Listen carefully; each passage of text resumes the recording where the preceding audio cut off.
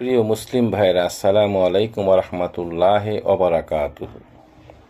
পরম ধৈর্যশীল আল্লাহ কাফের মুশরিকদের কটূক্তি ও জুলুম নির্যাতনের মোকাবিলায় হযরত মুহাম্মদ সাল্লাল্লাহু আলাইহি ওয়াসাল্লামকে ধৈর্য ধারণের পরামর্শ দিয়েছেন।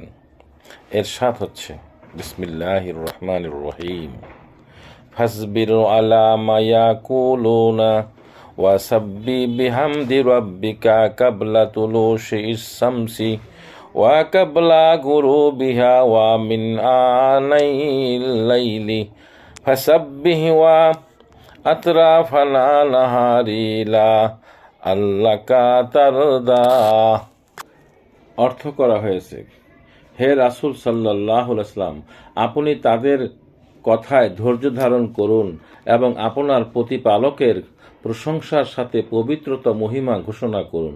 সূর্য উদয়ের পূর্বে, সূর্য অস্তের পূর্বে আর রাত্রির কিছু অংশ ও দিবাভাগের প্রান্তসমূহে পবিত্রতা ও মহিমা ঘোষণা করুন, যেন আপনি সন্তুষ্ট হতে পারেন।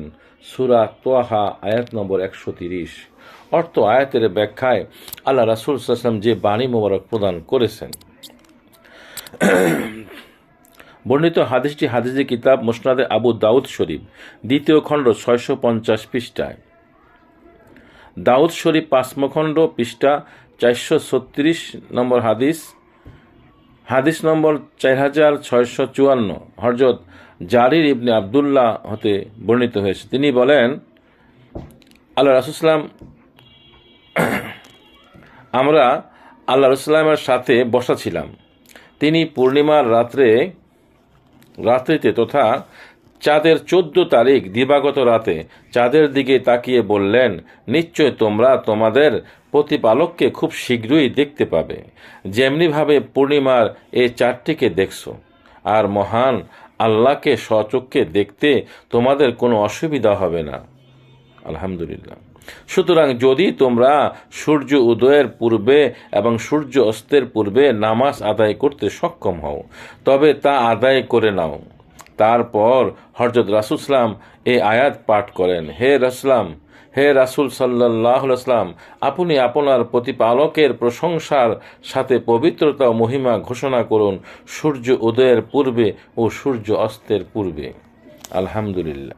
আরেকটি হাদিস মুসলিম শরীফের 1ম খণ্ডের 228 পৃষ্ঠায়, মুসলিম শরীফের 2য় খণ্ড 116 পৃষ্ঠায়, হাদিস নম্বর 1309,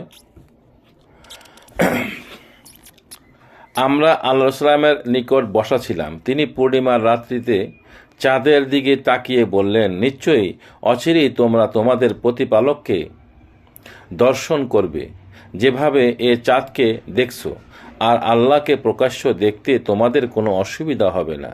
সুতরাং যদি তোমরা সূর্য উদয়ের পূর্বে এবং সূর্য অস্তের পূর্বে ফজর ও আসরের নামাজ আদায় করতে সক্ষম হও, তবে তা আদায় করে নাও।